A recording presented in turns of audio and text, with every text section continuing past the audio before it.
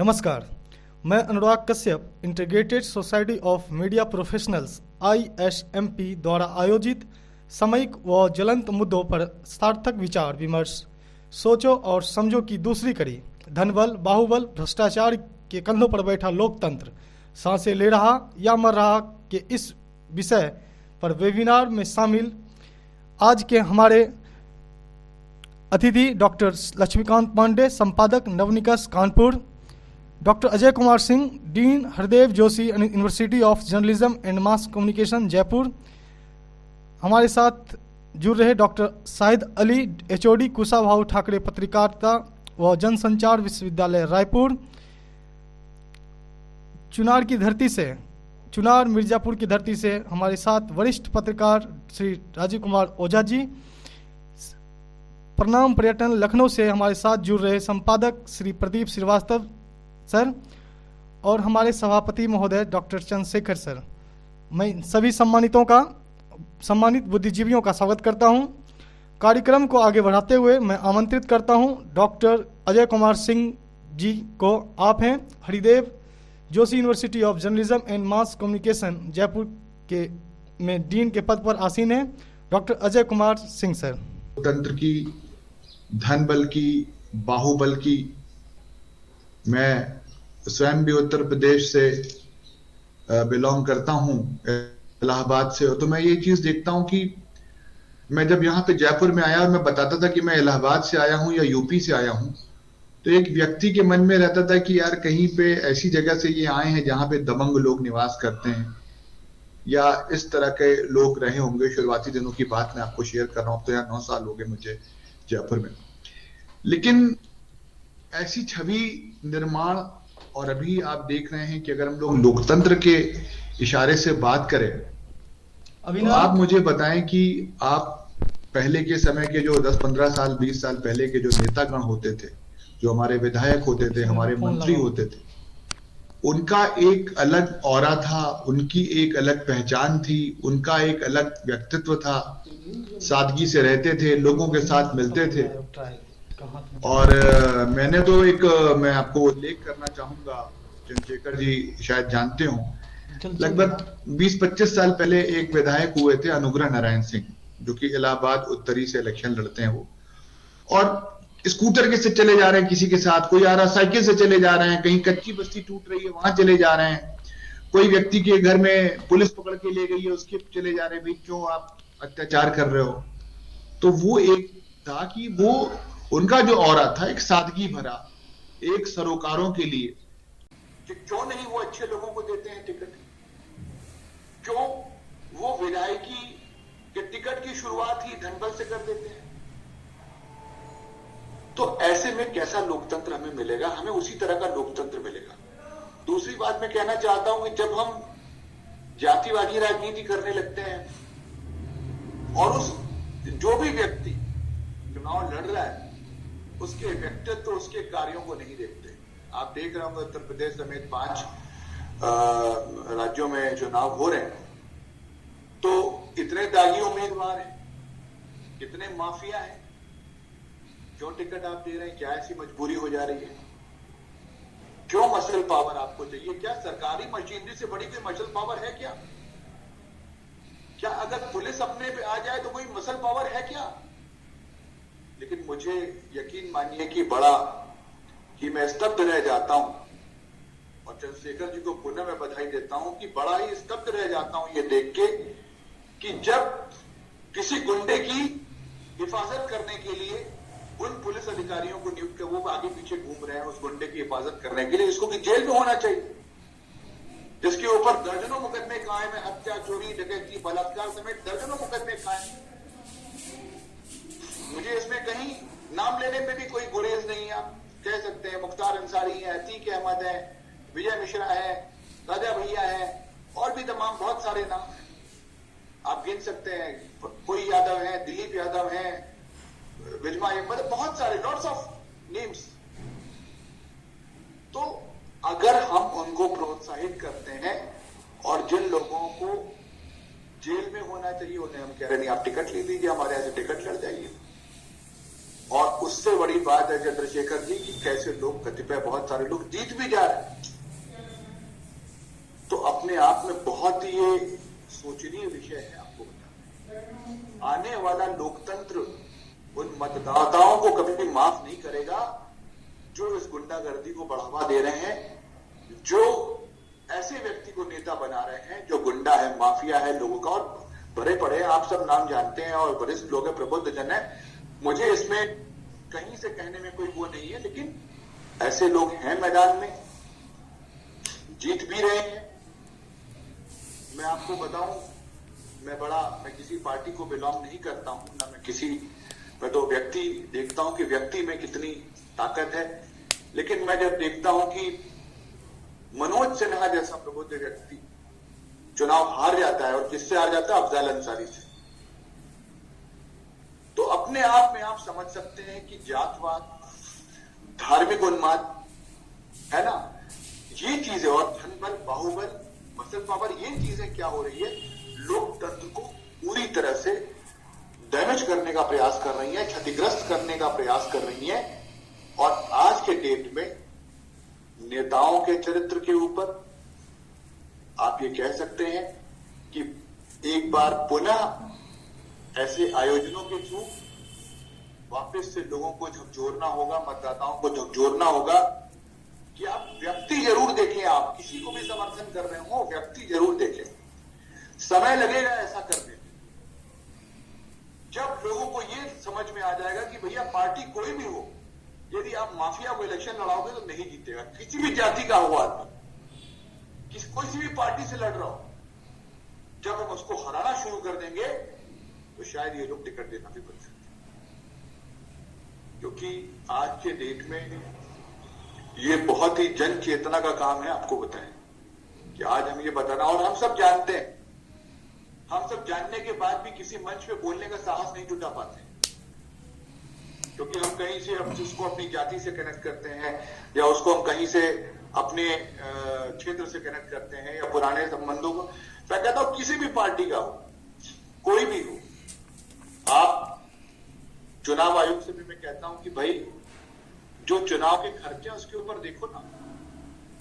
अगर हमारे जैसे लोग जो सारी जिंदगी जिन्होंने अध्यापन किया है, पत्रकारिता भी की है, अध्यापन किया है, चंद्रशेखर जी हैं, अभी राजीव ओझा जी हैं, संपादक जी हैं, ऐसे लोग आज की डेट में कहां पे स्टैंड कर रहे हैं? क्योंकि हम लोग चुप हैं, हम लोग जन सरोकारों से कट रहे हैं। हमें लगता है हमसे क्या मतलब, हमें लगता है हम इसमें क्या महत्वपूर्ण भूमिका निभाएंगे। हम कहते हैं नेतागिरी हमारे बस की नहीं है। और यकीन मानिए कि जब अच्छे लोग राजनीति से भागेंगे और राजनीति को बदलने का प्रयास नहीं करेंगे तो राजनीति दिन पे दिन और कलुषित होती जाएगी और खराब होती जाएगी। और फिर वही होगा कि विधायक वही हो सकता है जिसके पास 50 करोड़ की संपत्ति हो, 4-6 एसयूवी गाड़ियां हो, 40-50 गुंडे जैसे लोग हों, 8-10 गनर हो, हथियार हो, एक भय हो, भौकाल हो, तब जाके वो व्यक्ति जो है नेता बन पाएगा। और ये लोकतंत्र के लिए सबसे खराब बात है। तो मैं फिर यही कहूंगा कि कहते नहीं कि छोटी सी अलग भी आप जगाते हैं, कभी कभी तो बड़ा रूप ले लेती है। छोटी सी चिंगारी कभी कभी झकझोर देती है। और एक बार फिर मैं चंद्रशेखर जी को आभार व्यक्त करते अपनी बात समाप्त करता हूं कि इस दिशा में निरंतर प्रयासरत रहते हैं। बदले या ना बदले सूरत, लेकिन प्रयासरत रहना ये अपने आप में कोई कम बड़ा काम नहीं।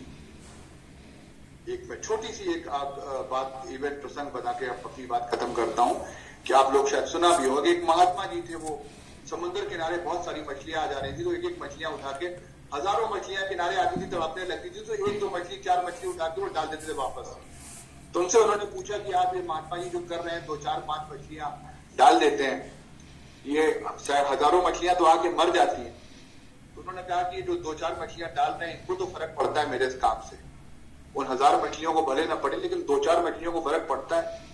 तो उसी तरह हमारे चंद्रशेखर जी हैं जो एक जोड़ने का प्रयास कर रहे हैं लोगों को, कि कम से कम थोड़ा तो प्रयास, थोड़ा तो असर पड़ रहा है। आज के इसमें हम लोग भी रिचार्ज हो जाते हैं, और इस रिचार्ज के बाद अपने स्टूडेंट्स को भी बताते हैं कि नहीं, 1-2 क्लासेस लेते हैं इसी के ऊपर कि नहीं, अपने शोधार्थियों को 1000 के आसपास स्टूडेंट्स हमारे पास हैं, तो उनको भी हम ये बताते हैं कि नहीं भाई, आप यूथ हो, आप अगर नहीं अलर्ट रहोगे इन चीजों के प्रति, आप ध्यान केंद्रित नहीं करोगे तो और स्थिति बदतर होगी। तो इन्हीं बातों के साथ मैं अपनी वाणी को प्रणाम देता हूं। बहुत बहुत आभार मुझे यहाँ बुलाने के लिए। आपका बहुत बहुत धन्यवाद, आभार महोदय। अब मैं आमंत्रित करता हूं अपने अगले वक्ता के रूप में डॉक्टर वरिष्ठ पत्रकार डॉक्टर राजीव ओझा सर महोदय।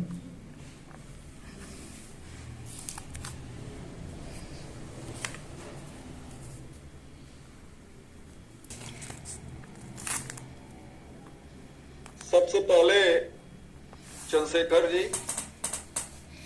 आपको बौद्धिक परिचर्चाओं पर केंद्रित सारस्वत यज्ञों की श्रृंखला को आगे बढ़ाने के लिए साधुवाद। और आज जो विषय आपने तय किया है, उस विषय पर काफी कुछ आदरणीय डॉक्टर अजय कुमार जी ने बातें रखी। मैं बात लोकतंत्र की अवधारणा से जोड़ना चाहूंगा। लोकतंत्र के जो 4 खंभे बताए गए, अब धनबल, बाहुबल, भ्रष्टाचार, यह सारी चीजें आवश्यकता हो गई हैं। इनसे निजात पाने के लिए काफी कुछ करने की जरूरत है। इसके लिए समाज को जागरूक करने की जरूरत है। आज हम जब बैठ करके चर्चा कर रहे हैं तो सच तो यह है कि लोकतंत्र हमारा खतरे में है। किसी देश का चेहरा माना जाता है मीडिया, जो 4 खंभे, तो लोकतंत्र का दर्पण भी कहा गया, समाज का दर्पण भी कहा गया और देश का दर्पण भी कहा गया। तो लोकतंत्र को समझने के लिए हमें मीडिया के ही दर्पण में झांकने की जरूरत है, क्योंकि हम सारे मीडिया प्रोफेशनल्स ही यहाँ बैठे हुए हैं। 2014 के बाद हम न्यू इंडिया में भी हमने प्रवेश किया है और एक नए लोकतंत्र में भी हमने प्रवेश किया है,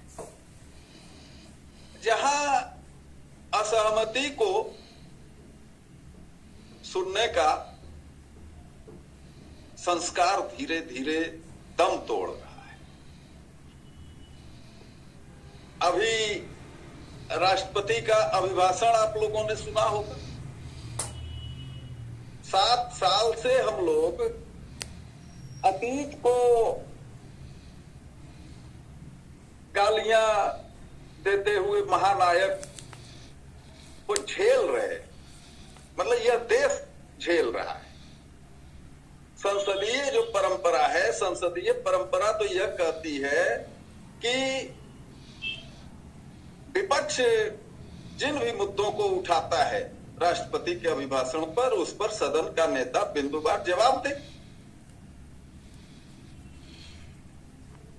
और यह भाषाई विमर्श की दृष्टि से भी इस न्यू इंडिया के न्यू लोकतंत्र ने मतलब पतन की इतनी सीमाएं तोड़ी हैं, और दुर्भाग्य यह है कि उन सीमाओं को तोड़ने का काम इस देश का मुखिया कर रहा है। सदन के पटल पर एक संसदीय परंपरा यह भी है कि जो व्यक्ति आपका जवाब देने के लिए सदन में मौजूद नहीं है उसकी चर्चा आप नहीं कर सकते। लेकिन दुर्भाग्य देखिए कि 7 साल से सड़क से लेकर के संसद तक वो क्या रहा है? नेहरू को गालियां दी जा रही हैं, अतीत को गालियां दी। असहमति की क्या स्थिति है? आप यदि असहमत हैं, आप यदि असहमत हैं तो आप राष्ट्रद्रोही हैं, आप देशभक्त नहीं हैं। और दुर्भाग्य है कि लोकतंत्र का प्रहरी जिस चौथे खंभे को कहा गया लोकतंत्र की हत्या करने का उपक्रम, वही चौथा खंभा कर रहा है।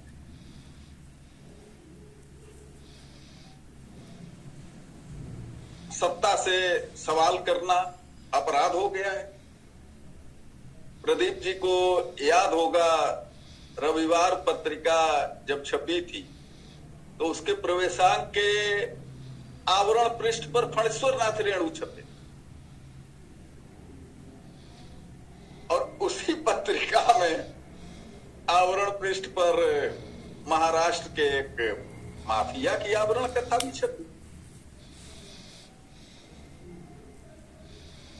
तो जो स्थितियां हैं वो बहुत भयावह है। जैसा कि अभी डॉक्टर अजय जी ने बहुत सही कहा, मैंने एकांत संपादकीय लेख में धनबल, बाहुबल और भ्रष्टाचार पर लिखा भी था। संख्या बल का खेल है लोकतंत्र। तो राजनीतिक दलों की तो बाध्यता हो सकती है, उनकी मजबूरी हो सकती है कि वह किसी माफिया को, किसी गुंडे को, किसी मवाली को टिकट दे दें, लेकिन उनको चुनने का काम तो इस देश का महान मतदाता ही करता है।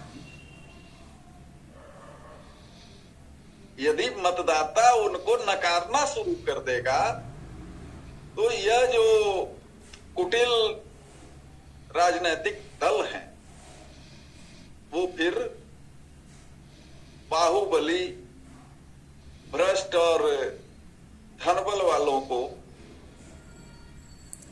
टिकट देना बंद करेंगे।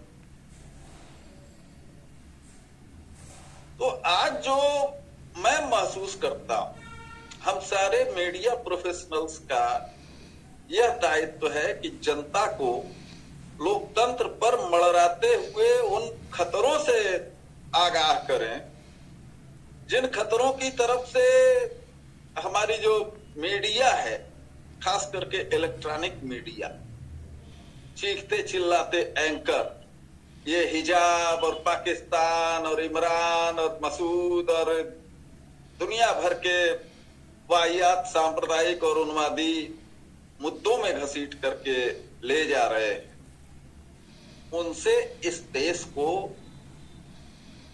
बचाने के बारे में सोचा जाए, बचाने का उपक्रम किया जाए। भले इसके लिए जैसे आज हम लोग 10-5 लोग बैठ करके चर्चा कर रहे हैं इस संगोष्ठी के माध्यम से, तो उस तरीका से बहुत काम करने की जरूरत है। आज असहमति की संभावनाएं समाप्त हो गई। जिस इतिहास को हमारे महानायक आदरणीय नरेंद्र दामोदर दास मोदी गालियां देते हैं, जिस नेहरू को गालियां देते हैं, तो सच्चाई तो यह है कि नेहरू जी का बहुत मतभेद था डॉक्टर बी.आर. अम्बेडकर से, लेकिन डॉक्टर बी.आर. अम्बेडकर को उन्होंने महत्वपूर्ण जिम्मेदारी दी। श्यामा प्रसाद मुखर्जी से उनका बहुत मतभेद था, उन्होंने अपने मंत्रिमंडल में रखा। तो आज जो जिस न्यू इंडिया के खतरों से हम मुखातिब हैं, उसमें हमारे महापुरुषों को महापुरुषों से लड़ाया जा रहा है। पटेल को नेहरू से लड़ाया जा रहा है, सुभाष को गांधी से लड़ाया जा रहा है, और दुखद यह है कि यह सारा कुछ हमारा चौथा खंभा कर, इस पर विचार करने की आवश्यकता है। जिस तरीका से असहमति की स्थिति में तमाम, जैसे गौरी लंकेश की हत्या हुई, गौरी लंकेश की हत्या जिन दुखद परिस्थितियों में हुई और उस पर जिस तरीके की प्रतिक्रियाएं आई, तो वह अपने आप में हम सबों को चिंतित करने वाली परिस्थितियां हैं। लेकिन दुर्भाग्य क्या है कि हम सारे लोग तटस्थ बैठे हैं, यह भूल करके बैठे हैं कि जो तटस्थ है समय लिखेगा उनका भी इतिहास। तो आज जो एक इतिहास गढ़ा जा रहा है कि 2014 में भारत का जन्म हुआ, इस इतिहास के खतरे से इस देश की भोली भाली और राशनजीवी जनता को बचाने की आवश्यकता है। लोकतंत्र में विपक्ष और असहमति लोकतंत्र की प्राण वायु है, और असहमति के स्वरों को, भाई हमारे आपके साथ सपोज कीजिए किसी पत्रकार के साथ ही ज्यादती हुई तो ज्ञापन देगा, ज्ञापन देने पर नहीं सुना जाएगा, धरना देगा, प्रदर्शन करेगा। और जिस तरीका से किसानों का आंदोलन हुआ और उसमें जिस तरीके की बैरिकेटिंग आप लोगों ने देखी, सड़कों पर जिस तरीके का देखा, जिस तरीका से जाकर के शाहीन बाग में जो कुछ हुआ, तो वह तो हमें यही बताने की कोशिश थी ना कि तुम्हारे धरना प्रदर्शन संगठित विरोध का इस सत्ता के सामने कोई मायने नहीं, कि उसका और कोई संदेश था। मतलब गृह मंत्री का बेटा किसानों को कुचल देता है, तो 2020 में गृह राज्य मंत्री नामजद हैं, लेकिन उनसे पुलिस पूछताछ तक नहीं करती। जिस न्यू इंडिया में हम लोग बैठे हुए हैं, उस न्यू इंडिया में आतंकियों के साथ पकड़े हुए देवेंद्र सिंह डीएसपी की जमानत हो जाती है। क्यों हो जाती है जमानत साहब? क्योंकि राष्ट्रवादी सरकार नियत समय में चार्जशीट नहीं दाखिल कर पाती। तो आज जो संगोष्ठी के विषय में ही है कि मर रहा है, सांसें ले रहा है या मर रहा है, तो जिस गति से सांसें ले रहा है अपना लोकतंत्र, वह गति आईसीयू वाली है। और मैं यह तो नहीं कहता कि सारी जिम्मेदारी हम लोगों की है, लेकिन मैं यह जरूर कह सकता हूं कि लोकतंत्र आज जिस स्थिति में है उसके लिए यदि सर्वाधिक कोई दोषी है तो यह चौथा। इस चौथे खंभे ने गणित को उलट पलट दिया। पहला चुनाव 1952 में हुआ और भाइयों बहनों आपने 60 साल उनको दिया, 60 महीना दो, फिर 21 साल बाद वो 62 साल हो गया, फिर 2 साल बाद वो 70 साल हो गया, और ये सारा कुछ प्रपंच मीडिया पर होता रहा। तो आज आप कल्पना कीजिए कि यदि लाखों की संख्या में संगठित किसानों की आवाज सरकार सुनने को तैयार नहीं है, तो हम कैसे कह सकते हैं कि हम एक लोकतांत्रिक व्यवस्था में जी रहे हैं? कहां है लोकतंत्र? जहां सदन के भीतर सदन का नेता खड़ा होकर के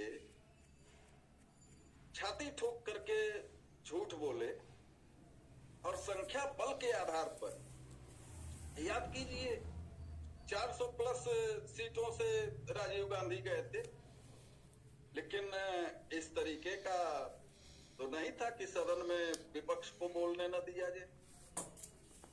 तो कुल मिलाजुला करके जो स्थिति है और जो मैं महसूस कर रहा, तो लोकतंत्र को जिस मुकाम पर इस न्यू इंडिया के न्यू मीडिया ने पहुंचा दिया है, मेरी बातें थोड़ी कड़वी जरूर लग सकती हैं मीडिया के साथियों को, लेकिन वो परिस्थितियां यही बताती हैं कि बस सांस चल रही।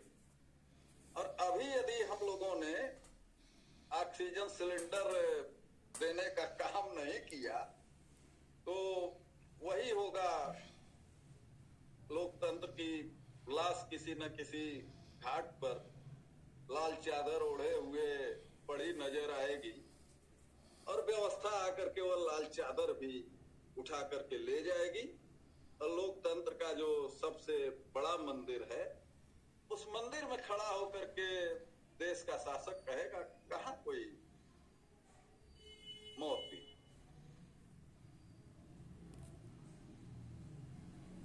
टिकट की अभी बात आदरणीय राजेश जी ने की, तो वह रोग अकेले बहुजन समाज पार्टी का नहीं है,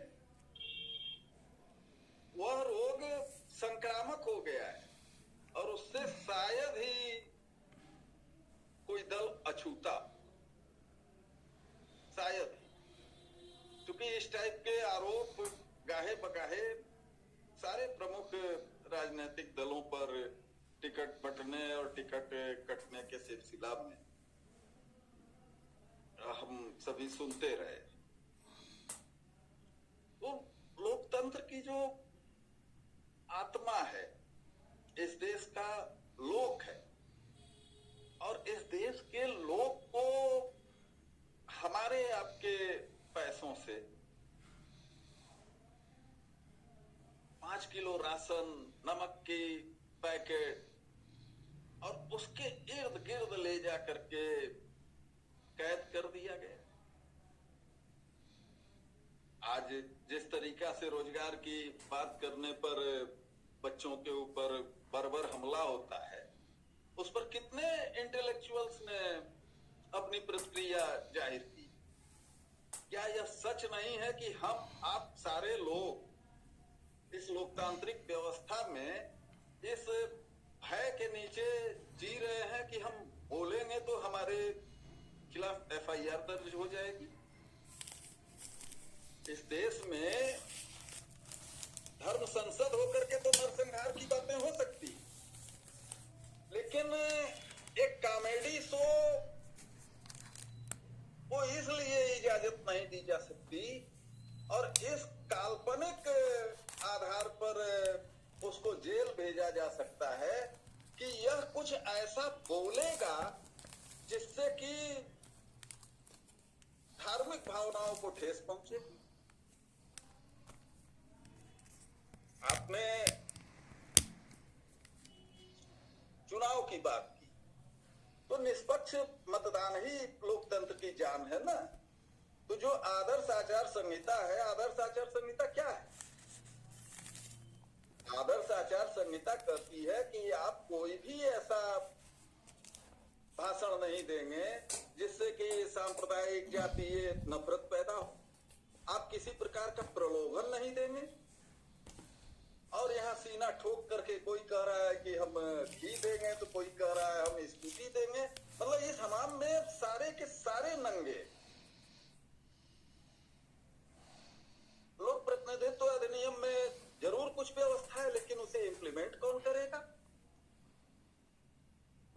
इस न्यू इंडिया में सारी संवैधानिक संस्थाओं को पंगु किया जा रहा है। चुनाव आयोग की आप भूमिका देख लीजिए।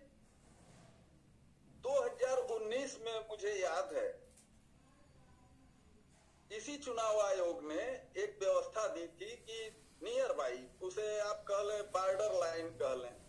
सपोज कीजिए कि ए विधानसभा क्षेत्र में चुनाव है, तो उसके चतुर्दिक सपोज कीजिए बी, सी, डी, 4 विधानसभाओं से वो आच्छादित है सीमा की दृष्टि से, तो वहां किसी प्रकार का प्रचार नहीं। और अभी आपने पश्चिम में देखा कि मतदान वाले दिन 12 किलोमीटर दूर पर हरियाणा से 300 बसों में ढो करके लाई गई जनता को हमारे आदरणीय प्रधानमंत्री जी संबोधित कर रहे। तो जब आदर्श आचार संहिता नहीं है, जब मतदान की निष्पक्षता नहीं है, लोकतंत्र तो यह कहता है ना कि एक भी व्यक्ति यदि असहमत है तो उसकी भी बात को आप नोटिस करें। और यहाँ लाखों किसान, लाखों महिलाएं सीएए प्रदर्शन में आप देखिए। अभी सुप्रीम कोर्ट ने कहा कि आपने गैर कानूनी तरीके से नोटिस जारी की है, आप नोटिस वापस लीजिए, वसूली की, और जिनसे वसूली की है उनको रिफंड करिए। तो न्यायपालिका भी प्रभावित हुई है इस न्यू इंडिया में। न्यायपालिका प्रभावित नहीं हुई है, इससे भी हम आप इनकार नहीं कर सकते। अभी जो संगोष्ठी के पहले ऑफ द रिकॉर्ड जो मैं एक मेडिकल कॉलेज के बच्चों की व्यथा शेयर कर रहा था, तो उसमें अब आप कल्पना कीजिए कि जिस इलाहाबाद हाई कोर्ट से माननीय अजय मिश्र टेनी जी के पुत्र का प्रकरण 2.5 महीने में निपट जाता है, उसी हाई कोर्ट में 100 बच्चों का, एपेक्स मेडिकल इंस्टीट्यूट के 100 बच्चों के भविष्य की याचिका 3 साल से पेंडिंग है। वह क्यों नहीं डे टू डे सुन करके निस्तारित हो सकती है? तो कुल मिला जुला करके हम जिस न्यू इंडिया के गुजराती मॉडल लोकतंत्र में पहुंचा दिए गए हैं, गुजरात मॉडल की न्यू मीडिया द्वारा, उस पर यदि हम लोग मुखर नहीं हुए तो लोकतंत्र जो सांसें ले रहा है, उन सांसों के टूटने में बहुत वक्त नहीं बा। आप शुरू से देख लीजिए, चाहे नोटबंदी हो, चाहे जीएसटी हो, भाई आज आप देखिए ना कि सत्ता के आंख में आंख डाल करके सवाल करने वाले पत्रकार रह गए हैं क्या? पूरी लंबी चौड़ी लिस्ट है सत्ता के खिलाफ बोलने के लिए। निकाल बाहर किए गए पत्रकारों की यदि सूची देखी जाए तो तमाम लोगों को या तो इस्तीफा देना पड़ा है, अच्छे अच्छे पत्रकारों को, संपादकों को। तो लोकतंत्र का दर्पण धूमिल हो गया है। लोकतंत्र में असहमति के स्वरों की संभावनाएं एकदम मरती जा रही हैं। तो ऐसी स्थिति में, और ऐसी स्थितियां जो हमारे सामने हैं, वह धनबल, बाहुबल और भ्रष्टाचार के कोख से उपजे हुए लोकतंत्र में ही थी। और उसके साथ एक कोढ़ में खाज या गुजरात मॉडल और ऐड हो, जहां आज आप कल्पना कीजिए कि अजय मिश्रा टेनी को बगल में खड़ा करके इस देश का गृह मंत्री कहता है कि भाई यूपी में हमें तो कोई माफिया दूर दूर तक दिखाई नहीं देता है। तमाम विरोध के बावजूद अजय मिश्रा टेनी बने हुए हैं, और इस देश के मुखिया से लेकर के यह सारे तथाकथित राष्ट्रवादी माफिया राज के खिलाफ, गुंडा राज के खिलाफ प्रवचन दे रहे हैं। तो कुल मिला जुला करके लोकतंत्र के चौथे खंभे पर मैं कहना चाहूंगा कि तुम्ही ने दर्द दिया है, तुम्ही दबा दे। तो लोकतंत्र को यह जो भाव है वह न्यू मीडिया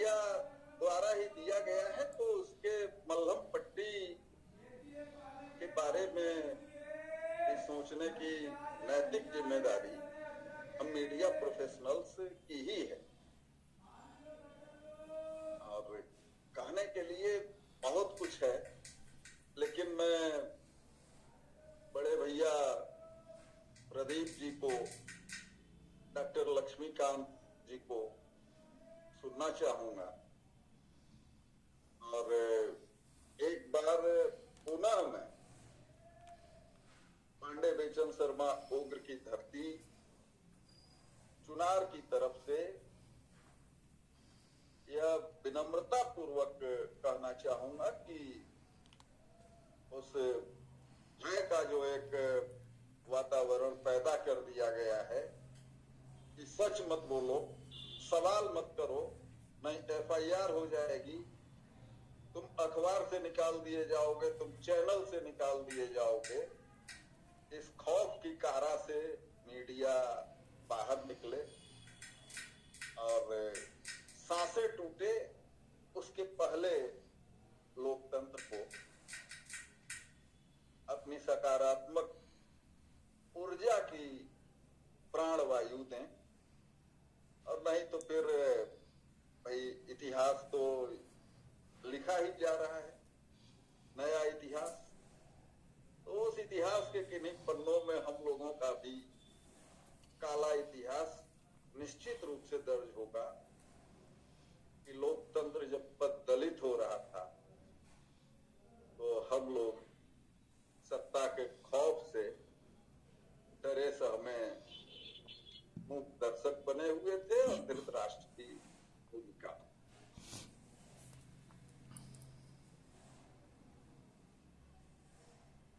कब तक इतिहास को गालियां देने वाली लोकतांत्रिक सत्ता को हम लोगों को मूक रह करके इस तरीके की मतलब क्या मैं कहूं, इस देश के मुखिया की जो भाषा है वह किसी सभ्य समाज की भाषा है क्या? विपक्ष को टुकड़े टुकड़े गैंग का बताना, सड़क छाप बताना, और गंभीरता से आप लोग सोचें कि जो अध्यक्षीय पीठ पर बैठा हुआ संवैधानिक पद का व्यक्ति है वह न तो टोकता है न तो संसद के रिकॉर्ड से उन अमर्यादित और सड़क छाप शब्दों को हटाने की व्यवस्था देता है। वो अभी सांसें चल रही हैं, अभी कम से कम हल्ला गुल्ला के बीच ही सही, आंशिक रूप से ही सही, विपक्ष की और असहमति की आवाजें जा रही हैं। लेकिन यदि हम लोग सोए रहे तो निश्चित रूप से सांस जो चल रही है उसका टूटना वैसे ही तय है जैसे हमारी आपकी सांसों का किसी दिन टूट जाना तय है। मेरी बातों ने हो सकता है कि आहत भी किया हो, लेकिन मैं पांडे बेचन शर्मा उग्र की धरती से हूं। वह उग्र जिन्होंने सच जिया, सच लिखा, सच कहा। तो वक्त का जो कड़वा सच है और जो इस लोकतांत्रिक व्यवस्था के लोक का दर्द है, जो इस लोकतांत्रिक व्यवस्था की जवानी का दर्द है, वो मैंने यहाँ साझा किया है। मैं यहीं अपनी वाणी को विराम देता हूं और एक बार पुनः आप सभी को उग्र की धरती का प्रणाम निवेदित करता हूं। चंद्रशेखर जी को बहुत बहुत बहुत बहुत साधुवाद देता हूं कि यह कम से कम उम्मीद की एक मिसाल हाथ में थामे खड़े तो हैं। जहां बड़े बड़े मीडिया के सूरमा घर छोड़ करके और डर से बिलों में घुस गए। तो चंद्रशेखर जी आपको बहुत बहुत साधुवाद।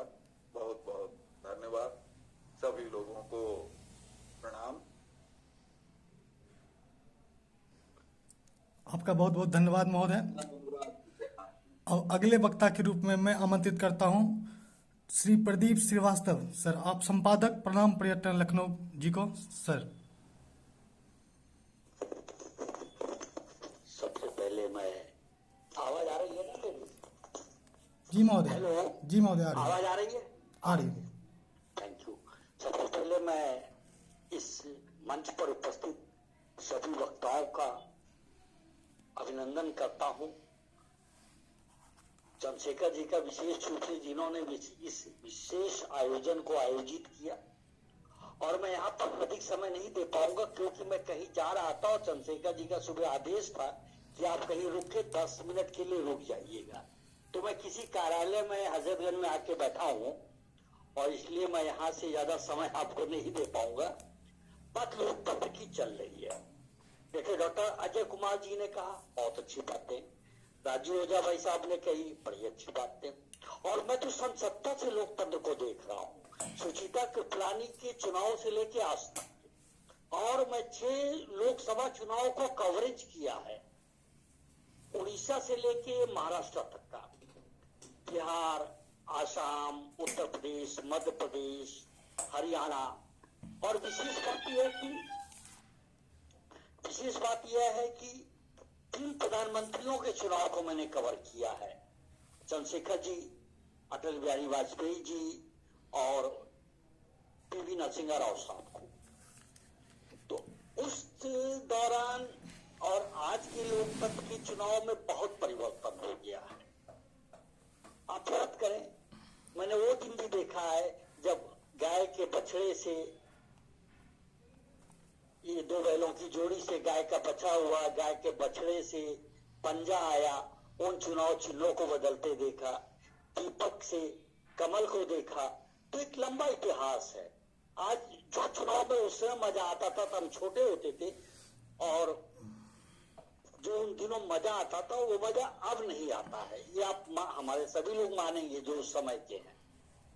आज तो लोकतंत्र बहक गया है। क्योंकि मैं राजनीति पे बहुत कम बोलता हूं, और आपने देखा होगा मेरे सोशल नेटवर्क पे भी मैं राजनीति पे ज्यादा बातें नहीं करता, ना टिक लगाता, ना कोई करता। मुझे घृणा सी है, क्योंकि मैंने चंद्रशेखर जी के साथ, देवीलाल जी के साथ, चौटाला जी के साथ, मैं शिवसेना के साथ, तेदेपा के साथ रहकर उन चुनाव को देखा है, उनके कार्यकाल को देखा है, तो मुझे घृणा सी होती है। टीआरएस को देखा है, मुझे घृणा सी होती है ना। तो काफी कुछ परिवर्तन हुआ। आज जो हो रहा है, जो विधानसभा के चुनाव हो रहे हैं इस समय वर्तमान में 5 राज्यों में, तो बाहुबली और दुनिया भर का, आज अगर आप छोटा सा, अभी राजू अजय जी ने कहा कि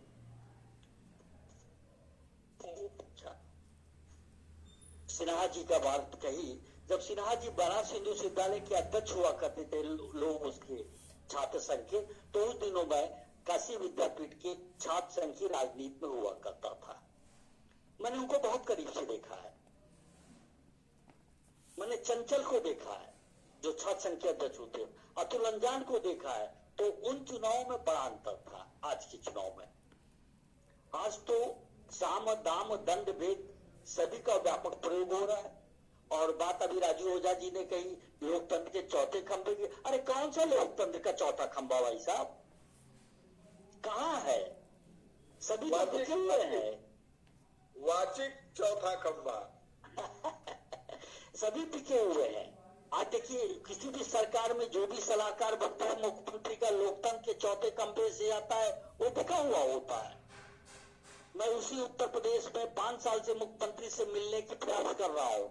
मतलब एक कानून के तहत 4 बार मेरा एलआईओ हुआ, पर मुझे आज तक मौका नहीं मिला। मैं भी कर रहा, थोड़ा औपचारिक पूरा काम। तो लोकतंत्र कहाँ? लोकतंत्र का चौथा खंभा तो है ही नहीं है। रही बात बाहुबली की, तो भाई देखिए, ये तो हमारे शरीर के नस नस में बसा हुआ है। ये भारत से ही जाने वाला है, कभी नहीं जाएगा। जब पैसा रहेगा तो हम सत्ता में रहेंगे, और सत्ता में रहने के लिए आपको पैसा बनाना होगा, इससे आप इनकार नहीं कर सकते। अभी एक वरिष्ठ पुलिस अधिकारी, मैं नाम नहीं लेना चाहूंगा, वरिष्ठ पुलिस अधिकारी चुनाव लड़ने मैदान में उतरे, तथाकथित पार्टी ने अपना सिंबल दिया। कल मैं उनका एक इंटरव्यू सुन रहा था, बड़ी बड़ी बातें हो रही थी। अरे साहब, आज एक विधानसभा का चुनाव के केवल चुनाव के दौरान खर्च में 4 से 5 करोड़ रुपए लगते हैं, और अतिरिक्त खर्च छोड़ दे, पार्टी को क्या हुआ उससे कोई लेना देना नहीं है। कहां से आया ये पैसा? तो जरूर कोई रास्ता अपनाया गया होगा। तो बाहुबली ये है, कुछ लोग बदनाम हो गए, कुछ अभी पर्दे के पीछे हैं, जिनका सपोर्ट चल रहा है, किसी भी माध्यम से चल रहा है। तो मैं तो नहीं समझता कि ये है जो एक हमारे देश की एक वो कोर कहें, वो कभी खत्म होगी। अब कितना बेहतर लगवा दोगे, कोर खत्म नहीं होने वाली है, क्योंकि उसी से तो हमको आगे निकलना है। तो मैं अधिक समय नहीं लूंगा। हमारे साथ अभी लक्ष्मीकांत जी भी कानपुर से हैं, और मैं यही एक चीज और कहना चाहूं कि मैं निकल रहा हूं, मुझे कहीं जरूरी पहुंचना है, इसलिए मैं आप सब लोगों का अभिनंदन करता हूं, आभार व्यक्त करता हूं। चंद्रशेखर जी, आपसे क्षमा चाहता हूं कि मैं अधिक देर तक नहीं जुड़ पा रहा हूं। हाँ, मुझे कहीं तत्काल पहुंचना है, मैं रुक गया यही आकर बीच में। ठीक है, आप सबका अभिनंदन, स्वागत, धन्यवाद। आपका बहुत बहुत धन्यवाद महोदय, आपने कीमती वक्त हम लोगों के लिए निकाला। अब मैं अगले वक्ता के रूप में हम लोग के आदरणीय डॉक्टर लक्ष्मीकांत पांडे सर को आमंत्रित करता हूं। सर, आप अपनी बात रखें। Doctor Laxmikant Pandey sir.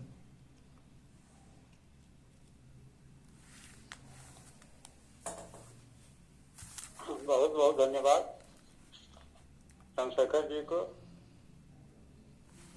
वे जिन विषयों से मैं नहीं जुड़ा हूं, उन विषयों पर भी बोलने के लिए बुला लेते हैं। मैं साहित्य का विद्यार्थी हूं, और उस पर गोष्ठियां होती हैं तो कुछ कहने की हैसियत रखता हूं। लेकिन ये बड़ा जटिल विषय है। पत्रकारिता का, या जो इस क्षेत्र से जुड़े लोग हैं, राजनीति से या सामाजिक सेवा से, उनका विषय है। तो आप समझेंगे कि एक नागरिक के रूप में हम भी कुछ देख रहे हैं, सुन रहे हैं, उसको लेकर कह सकते हैं। लेकिन जो देख रहा हूं वह इतना घृणास्पद है कि उसमें सिर खपाना मैं उचित नहीं समझता। इसलिए इस विषय पर मैं अपने को सर्वथा अयोग्य मानता हूं। लेकिन क्योंकि बुलाया गया है, तो जो कुछ सोचता हूं उसको कहना आवश्यक समझता हूं। न कहने के 2 कारण हैं। अभी बड़ी चर्चा हुई, राजीव जी ने और अजय कुमार जी ने भी लोकतंत्र के चुनाव प्रक्रिया के पक्ष को उठाया। कई प्रश्न हैं। हम लोग सत्ताधारियों की चर्चा कर रहे हैं और पत्रकारों की। एक बिंदु हम छोड़े दे रहे हैं।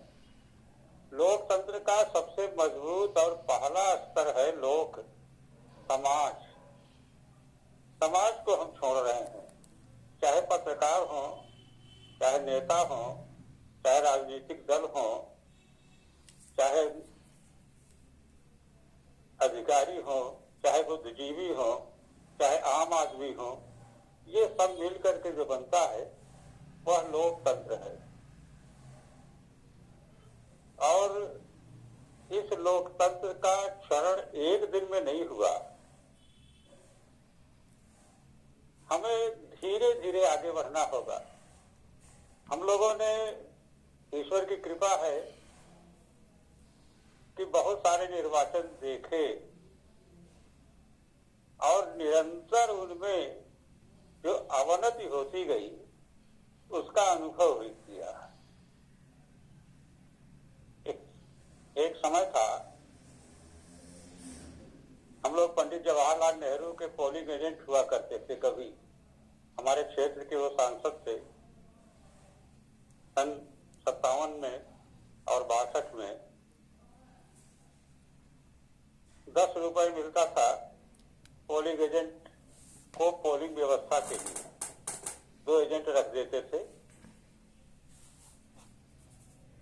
और प्रचार की आवश्यकता ही नहीं थी। उस समय मान के चला जा रहा था कि यहाँ कोई प्रतिद्वंदी नहीं है, प्रतिपक्ष नहीं है। वहां से देखना शुरू किया था लोकतंत्र को। स्वतः स्फूर्त चुनाव होते थे। फिर 57 देखा, 62 देखा, 67 से परिवर्तन शुरू हुए।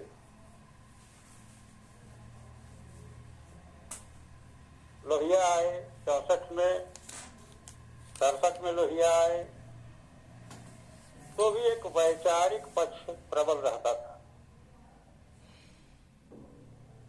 वहां से देखते देखते 67 और 69 में जातीय दल उभरने शुरू हुए। वे उसी पार्टी और उन्हीं दलों से निकले थे। तो जब क्रम से चलते हैं तो देखते हैं कि निरंतर लोकतंत्र की जो संवैधानिक स्थिति थी उसमें क्षरण होता आया। ये एक दिन में ये स्थिति नहीं आई। आज स्थिति बदल गई। तेजी से इसलिए बदली कि सुप्रीम कोर्ट का मुख्य न्यायाधीश और राष्ट्रपति समान पद हैं। दोनों समकक्ष पद हैं और कहीं कहीं दोनों के अधिकारों में इतना गुणाभास है कि राष्ट्रपति उसके अधीन हो जाता है और वह राष्ट्रपति के अधीन। लेकिन किसी देश का सुप्रीम कोर्ट का चीफ जस्टिस राज्यसभा के लिए अगर लालायित हो तो आप स्वयं तय कर लें कि इस लोकतंत्र में सबसे बड़ा कौन है, राष्ट्रपति, मुख्य न्यायाधीश या राज्यसभा और लोकसभा का सांसद। जब लोकसभा इतने बड़े पद को अपने नीचे रखती है तो स्वाभाविक है कि लोकतंत्र की अन्य संवैधानिक संस्थाएं जिनको उस संसद को नियमित करने का, नियमन करने का, नियंत्रण करने का, अधिकारों पर पुनर्विचार का अधिकार है, वे कितने बौने हो गए होंगे। हम लोगों ने टीएन शेषन के चुनाव आयुक्त के कार्यकाल का को भी देखा है, आज भी देख रहे हैं। शायद देश के अधिकांश लोगों को ये पता ही नहीं होगा कि मुख्य निर्वाचन आयुक्त है कौन और वह कर क्या रहा है। केवल पर्ची बांट रहा है और आप स्वेच्छा से जाके वोट डाल आइए। चौथे खंभे की बात बहुत आई। राजीव ओझा जी ने बड़े विस्तार से उस पर प्रकाश डाला। मैं कभी कभी सोचता हूं कि क्या हमारे देश में विशेष रूप से इलेक्ट्रॉनिक मीडिया में कोई पत्रकार है भी कि नहीं। वेतनभोगी कर्मचारी और उनसे जो कहलवाया जाए और जिस भाषा में कहलवाया जाए उस भाषा में बोलने के लिए बाध्य और ठीक वही स्थिति है उनकी जो प्रधानमंत्री के भी टेलीप्रॉम्प्टर पर हुई थी। जो लिखा गया वही उनको पढ़ना है और अगर उस पर कुछ गलत पढ़ दिया तो दूसरे दिन उनकी सेवा समाप्त है। तो अगर कोई इस रूप में बंधा हुआ है तो हमें मान लेना चाहिए कि हमारी पत्रकारिता है ही नहीं, वह मीडिया की या उन्हीं धनबल वाले लोगों की गुलाम एक संस्था है जिसको धनबल से जो कहलवाया जाए नौकरी के लिए वह कहना पड़ेगा, तो उसकी बात भी करें। हम लोग लोकतंत्र की बात कर रहे हैं। अजय जी ने बताया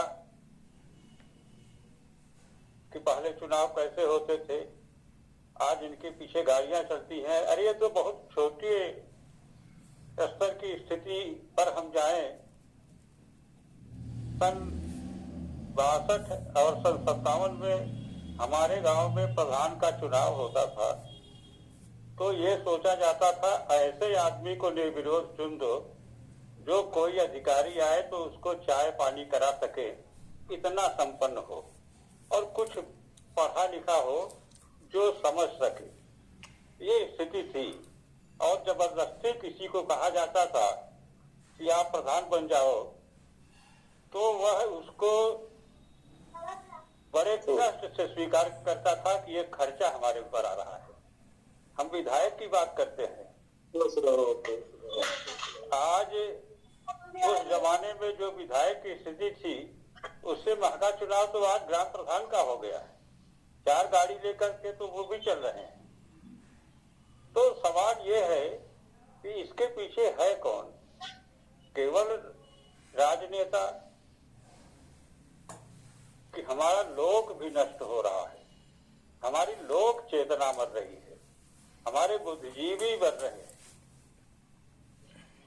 और जब लोक मरता है तो तंत्र उस पर हावी होता है और जब तंत्र हावी हो जाता है तो लोकतंत्र में धन बल, बाहुबल और भ्रष्टाचार ये स्वतः पैदा होते हैं। कौन?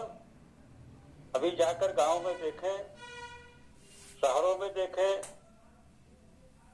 जो नेता आ रहे हैं उनके पीछे हमारे युवा पीढ़ी के लड़के, हमारे बच्चे हैं, उनके साथ दौड़ रहे हैं। उनकी सोच पर पहरा हो गया है, उन्होंने चिंतन बंद कर दिया है, वे एक विशेष आवाज के पीछे भाग रहे हैं। तो हम अपने लोक को अगर नहीं बचाएंगे तो लोकतंत्र को बचाना असंभव हो जाएगा। हमने देखा है, हम लोग कॉलेजों में जुड़े रहे, शिक्षक भी रहे, आप लोग सभी लोग सम्मानित लोग हैं।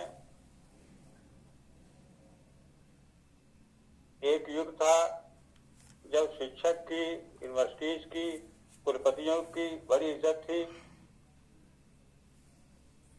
इलाहाबाद विश्वविद्यालय में पुलिस प्रवेश नहीं कर पाती थी।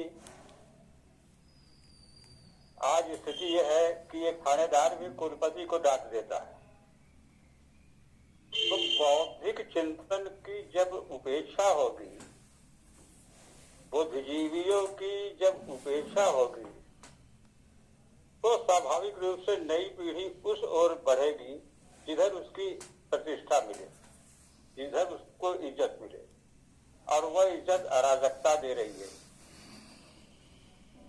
4 दिन किसी के साथ घूम लिए, बंदूक लेकर घूम लिए, तो पूरा मोहल्ला जान गया कि ये बहुत प्रतिष्ठित आदमी है। तो बड़ी दुर्दशा हमारे समाज की है, हमारा समाज बिगड़ रहा है, इसको सुधारने की आवश्यकता है। हम लोग गोष्ठी करते हैं, विमर्श करते हैं, एक विशेष विचारधारा को हम दोष नहीं देंगे। हर राजनीतिक दल इस समय इसी में लगा है कि वह कैसे नई पीढ़ी को गुमराह करे, कैसे उसको प्रलोभन में जीना सिखाए, कैसे उसको भ्रष्टाचार के मार्ग की ओर ले जाए। हमें आज चिंता नहीं है, ये लोकतंत्र तो जैसे तैसे चला आया, 70-75 साल जी लिया। हमें चिंता ये है कि जो पीढ़ी हम आज तैयार कर रहे हैं, कॉलेजों में हम गर्व कर सकते हैं, अजय जी कह रहे हैं, पर अपने बच्चों को सिखाते हैं कि देश के विषय में सोचो, लेकिन जब वो बच्चा निकलता है देश के विषय में सोचने, तो वह देखता है कि उससे अयोग्य जो लोग हैं उसी पीढ़ी के, वे सम्मान भी अर्जित कर रहे हैं और वह ठोकर खा रहा है, सच बोलने का दंड पा रहा है, तो अंत में उसको भी उसी रास्ते पर जाने के लिए मजबूर होना पड़ता है। तो जब हम लोकतंत्र की चिंता करें, हमारा लोकतंत्र संविधान निर्माताओं ने बनाया था, कुछ बीज तो वहीं पर गए थे, बहुदलीय बना दिया गया था। बहुदलीय लोकतंत्र का उद्देश्य तो बड़ा पवित्र था कि भारत इतना बड़ा देश है कि यहाँ हर वर्ग को, हर क्षेत्र को, हर समूह को, हर संप्रदाय को, हर धर्म को शायद प्रतिनिधित्व न मिल पाए, इसलिए वे अपने समूह बनाएं और उन समूहों के माध्यम से लोकसभा में या विधानसभा में आए, जिससे किसी की आवाज अनसुनी न रह जाए। एक वर्ग ऐसा था जिसका अपना कोई क्षेत्र नहीं बना था, तो उसके लिए तय कर दिया गया मनोनीत एक हो जाएगा, उनका भी प्रतिनिधि वहां रहना चाहिए। और हम जानते हैं कि अशिक्षा थी, पिछड़ापन था, तो अनुसूचित सुरक्षित सीटें बनाई गई। तो संविधान निर्माताओं ने तो बड़ी बुद्धिमानी से ये तय किया था कि इस देश के किसी समूह के व्यक्ति को संसद में आने का अवसर न मिले, ऐसी स्थिति न आए, और इसीलिए बहुदलीय बनाया और यहाँ तक अधिकार दे दिया कि अगर आपका कोई समूह नहीं है तो आप अकेले भी हैं, तो अपने समाज सेवा के कार्यों से अपने बल पर आप संसद में आ सकते हैं। इसलिए दलों से भी आगे एक व्यक्ति मात्र को अधिकार दे दिया कि आप बिना किसी दल के भी चाहें तो वे चुनाव जीतकर संसद या विधानसभा में आ सकते हैं। बड़ा उदार संविधान था, लेकिन ये उदारता कभी कभी घातक हो जाती है। इसी अधिकार का दुरुपयोग करके आज जिसने क्षेत्र में अपना प्रभाव बना लिया, धन बल से, बाहुबल से, भ्रष्टाचार से संपदा अर्जित कर ली, वह चुनाव लड़ करके वहां पहुंच जाता है। हम लोग क्यों पूरे देश को देखें, अपने क्षेत्र को देखें, अपने आसपास देखें कि जिनको हम सम्मानित कर रहे हैं क्या वे इस योग्य हैं। जब हम ऐसे धन बलियों को और बाहुबलियों को 24 घंटे सम्मानित कर रहे हैं, तो जब चुनाव आता है तो वो आगे क्यों नहीं आएंगे। राजनीतिक दल जो हैं वे तो यही देखते हैं कि उस जगह उसका कितना प्रभाव है, तो सम्मान नहीं प्रभाव देखा जा रहा है, और प्रभाव का आधार धन बल और बाहुबल हो गया है। बुद्धिजीवी किनारे कर दिए गए हैं, क्योंकि ये सबको पता है कि इनको तो केवल नामित कर देंगे किसी पद के लिए, तो ये पीछे पीछे चले आएंगे। अभी राजीव जी ने, अभी श्रीवास्तव साहब ने बताया, एक आईपीएस अधिकारी का, हमारे कानपुर में ही पुलिस कमिश्नर थे, छोटे पद नहीं होते ये, लेकिन विधानसभा के लिए गए तो एक पता करना चाहिए कि इनकी निष्ठा क्या रही होगी अभी तक सरकारी सेवा में, जहां एक संकल्प लिया जाता है कि हमारी निष्ठा राष्ट्र के प्रति होगी, संविधान के प्रति होगी। जिसकी दलीय निष्ठा हो गई, उसने वहां जाने के पहले क्या क्या किया होगा ये कौन जाने। जिसकी न्याय में निष्ठा होनी चाहिए, जब वह किसी विधानसभा या संसद में बैठता है तो उसके आम आदमी के प्रति, न्याय के प्रति क्या निष्ठा रही होगी, ये संदिग्ध हो जाता है। इसलिए कि देश में पक्ष और विपक्ष दोनों होते हैं। अगर आप किसी विशेष राजनीतिक दल में चले गए हैं अवकाश ग्रहण करने के बाद या बीच में त्याग पत्र देकर, तो ये तय है कि आपकी निष्ठा देश के प्रति पूरी तरह नहीं थी, विभाजित थी। रही बात धन बल की, बाहुबल की और भ्रष्टाचार की, तो अभी जैसा बताया ये जीवन के अंग बन गए हैं। जो नहीं कर पा रहे हैं उनके आवाज को सुना नहीं जा रहा है। अभी एपेक्स कॉलेज का उल्लेख किया राजीव जी ने,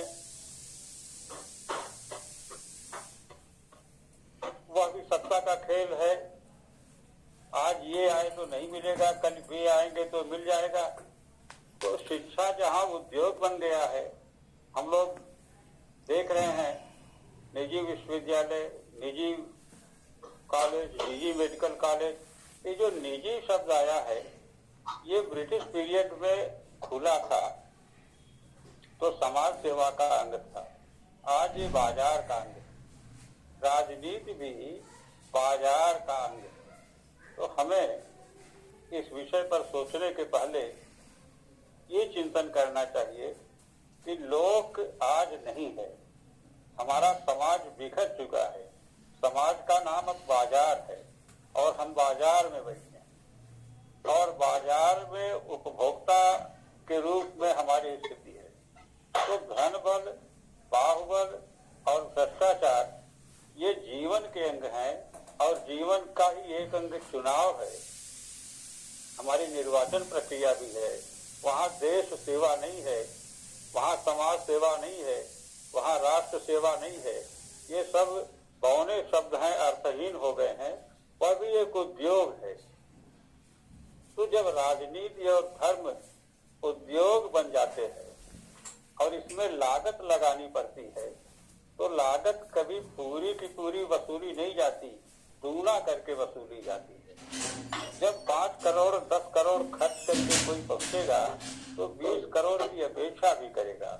और इस तरह से जब हमारा सारा का सारा तंत्र अब बाजार के रूप में परिणत हो गया है, तो इसका इलाज केवल एक ही बचता है कि ये व्यवस्था जब अतिरेक पर पहुंचेगी। अभी तो हम शुरू प्रारंभ में है, 70 साल तो हम लोगों ने, 50 साल तो बड़ी इज्जत से लोकतंत्र को जिया है। 15-20 साल से ये विघटन शुरू हुआ है और हर विघटन का अंत भी होता है एक नए निर्माण के रूप में। तो आज हमें अगर बचाना है तो न चौथे खंभे की चिंता करनी है, न हमें अपनी चिंता करनी है, न लोकतंत्र की चिंता करनी है। चिंता करनी है अनुराग जी जैसे लोगों की और इनके नीचे जो लोग आ रहे हैं उनकी, कि आप आज के 15 साल बाद जो पीढ़ी आएगी उसको कैसे खुली हवा में सांस लेने देंगे, उसकी चिंता हमें करनी है। क्योंकि वह पथ भ्रष्ट हो रही है, उसका रास्ता बिगड़ चुका है, वह शुद्ध बाजार को जी रहा है, वह समाज को नहीं जानता, वह धर्म को नहीं जानता, सब उसके लिए बाजार है। हमें उसकी चिंता करनी चाहिए और इन गोष्ठियों से अधिक हमें लोक में जाकर, उसके बीच जाकर काम करना होगा। हमें गणेश संघ के विद्यार्थी की पत्रकारिता को याद करना होगा जो सड़क पर खड़े हो गए थे, जो रायबरेली में किसानों के बीच जाकर के लाठी खाए थे, जो सच को कहना जानते थे। और ये कभी भी राजघरानों की पत्रकारिता नहीं करेगी। इसके लिए जो छोटे छोटे अखबार निकलते हैं गांवों में, कस्बों में, या चंद्रशेखर जी जैसे लोग जो छोटे छोटे आयोजन करते हैं, इनके माध्यम से अलख जगाई जाती है बाहुबल का एक बड़ा खराब अर्थ होता है। इसमें जो इस तरह का कार्य करते हैं उनके जीवन का भी संकट होता है। अभी नाम आया था कर्नाटका का, क्योंकि ऐसे लोग हत्या भी करा सकते हैं, कुछ भी कर सकते हैं। तो इसके लिए एक समूह, एक संगठित प्रयास चाहिए, एक बड़ा आंदोलन चाहिए।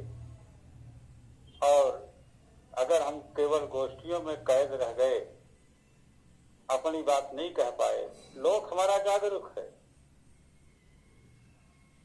आम आदमी हमसे अधिक चेतना संपन्न है, क्योंकि वह उतना ही जानता है जितना सोचता है। लेकिन जो बुद्धिजीवी है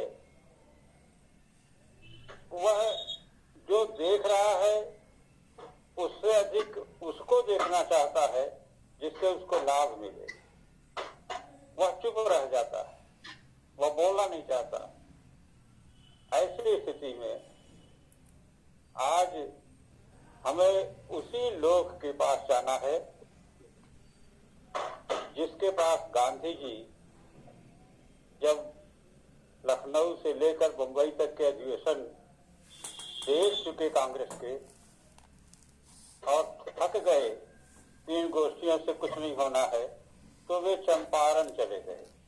और वहां जब आम आदमी का साथ मिला,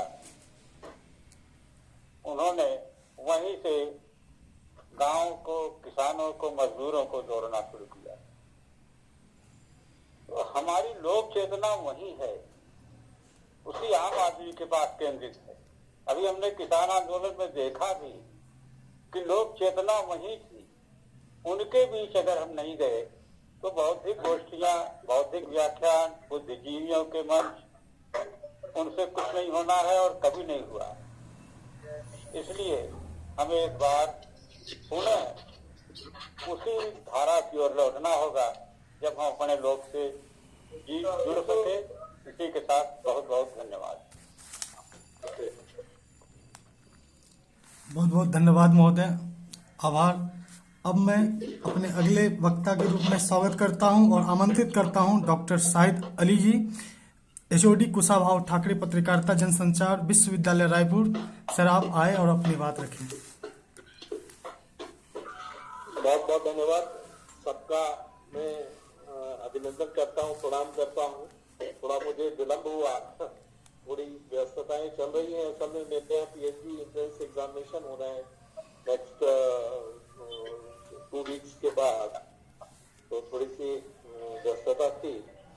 लेकिन फिर भी आदरणीय लक्ष्मीकांत जी जब कह रहे थे और हमें एक प्रकार से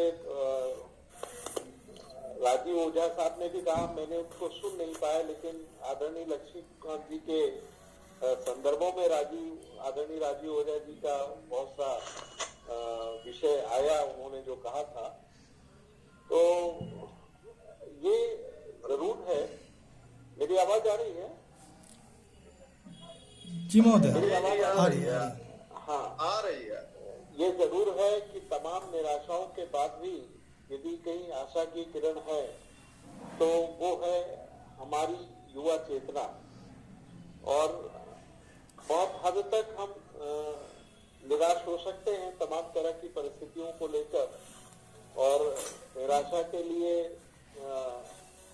बहुत से ऐसे मसले हैं, मुद्दे हैं जिन्हें देखकर निराशा होती है निश्चित रूप से। लेकिन हमें निराशाओं से निकलकर सही मायने में एक नए अनुष्ठान की तरफ हमें बढ़ने की जरूरत है। ऐसा कोई काल या परिस्थिति नहीं रही है देश में जब चुनौतियां ना रही हो, और हर एक काल परिस्थितियों में अलग अलग तरह की चुनौतियां रही हैं। तो एक समय चुनौती थी अभिव्यक्ति की आजादी की, स्वतंत्रता आंदोलन उसके लिए हुए, और हमारे बहुत से महापुरुषों ने इसमें भाग लिया, और अंततः हमें आजादी मिली। एक बड़ा संघर्ष हमने देखा, और उन्हीं संघर्षों में हमने अपने राष्ट्र नायकों को देखा, जिसका उदाहरण आज हम लेते हैं, जिनका प्रसंग हम लोग आज लेते हैं। और कोई भी आजादी जो है जब भी स्वच्छंद होती है तो कुछ ना कुछ उसकी जो है डिमेरिट्स भी होती है और बहुत सी चुनौतियां कुछ ज्यादा ही हो जाती है कि हम इस आजादी को किस तरह से देखें, उसको किस तरह से परिभाषित करें।